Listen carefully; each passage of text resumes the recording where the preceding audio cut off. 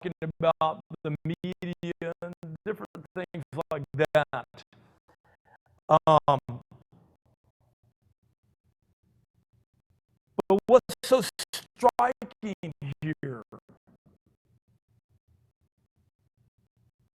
is that there was a generation that came up after Joshua's generation. In other words, the children of Joshua, they did not carry on. I mean, think about it for a minute. What about your children or your grandchildren? I mean, think about it.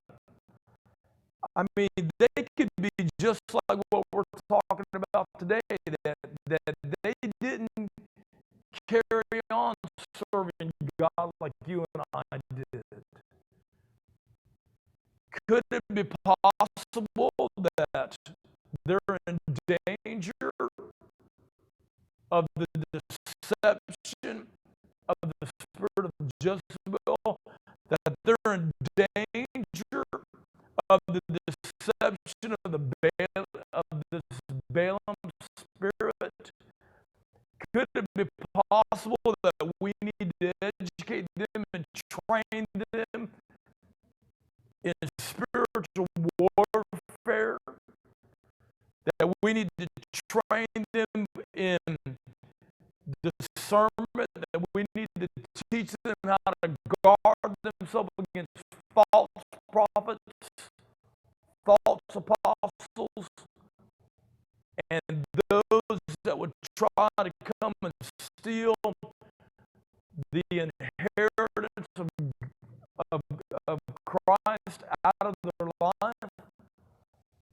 I think we should. I think you and I as parents, we need to do everything we can to speak out and to educate and to get our nation to recognize that the weapons of our warfare are not carnal, but they are mighty through God to the pulling down of strongholds. But if you don't recognize that there's things battling against us, against you, then what will happen is you'll not put on the armor of God that you need to get in the gap, to stand in the gap, to deal with what's happening in our nation and in our churches.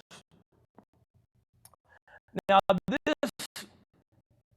this prophet, somehow he has a reputation in the territory. And this king wants to buy or hire his services to curse the children of Israel. At first he refuses. So what does the king do? He thinks, well, the man wants more money. So here's what he does. He finds princes in his kingdom that are more honorable. And you know, that terminology, more honorable, means something to me, because I think it's of a higher ranking. In other words, sorcerers of another level that have a stronger demonic influence that they carry with them. And they came to him, and here's what they said.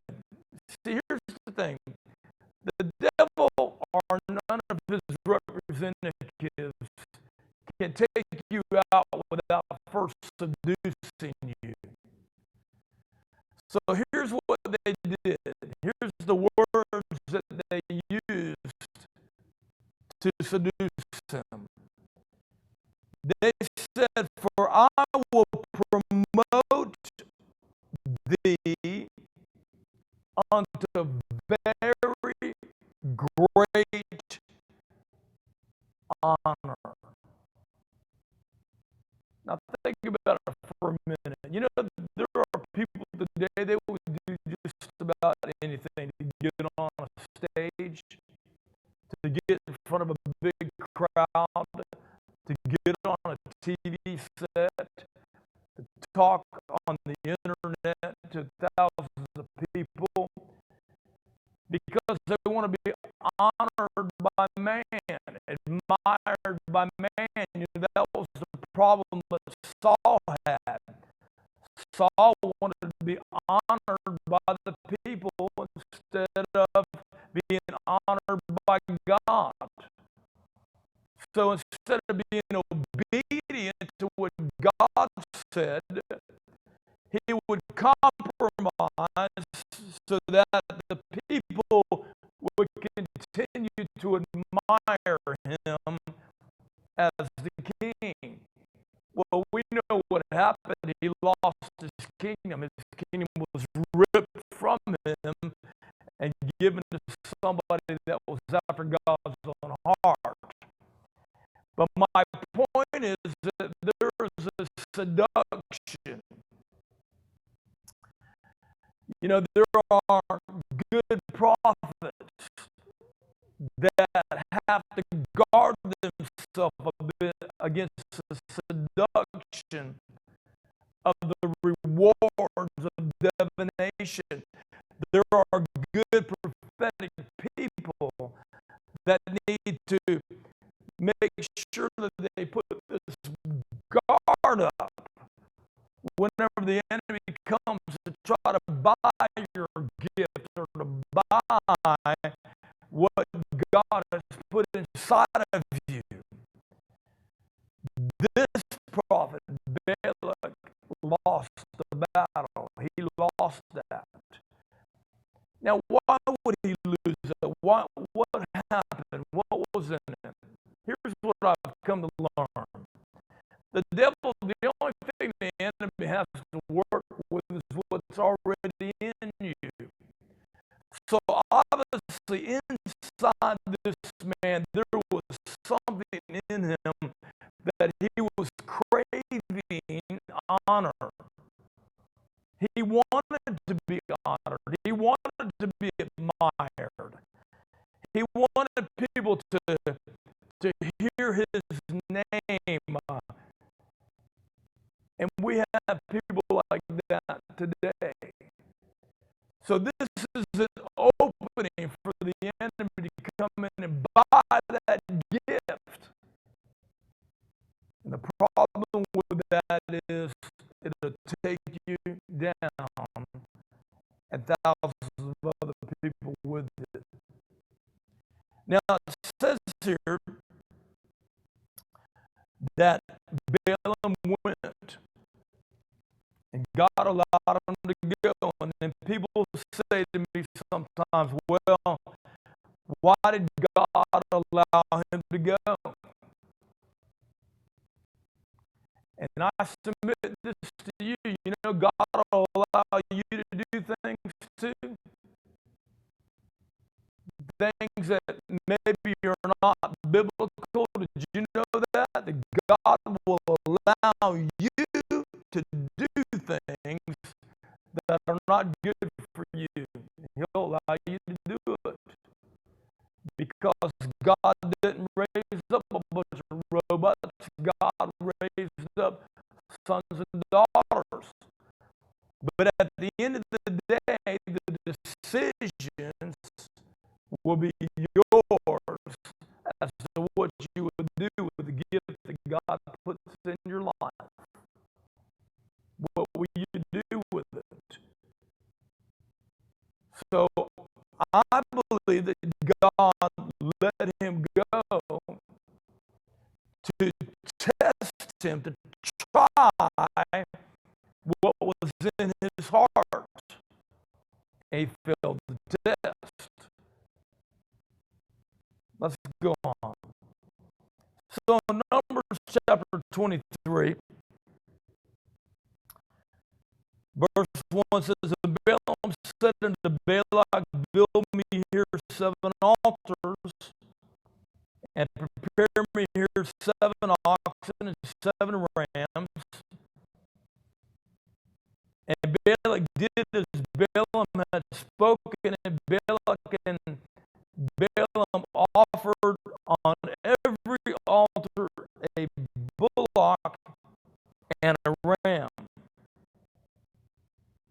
Balak said unto Balak, stand by the burnt offering, and I will go. Peradventure the Lord will come to me to meet me, and whatsoever he showeth me, I will tell thee. And he went to a high place. Now, you know, that sounds pretty spiritual, but you know, that's a form of paganism as well. Because God never taught his prophets to set up 7 different altars. I mean, that is Babylonian witchcraft, Babylonian sorcery. That's not something that God taught this man. And God met Balaam, and he said unto him, I have prepared 7 altars, and I have offered upon every altar a bullock and a ram. Listen. And the Lord put a word in Balaam's mouth. So in the midst of all of this demonic activity that's taking place, God still puts his word inside this prophet's mouth. That's why every prophetic utterance, I don't care who it comes out of, needs to be judged, it needs to be tested, it needs to be examined.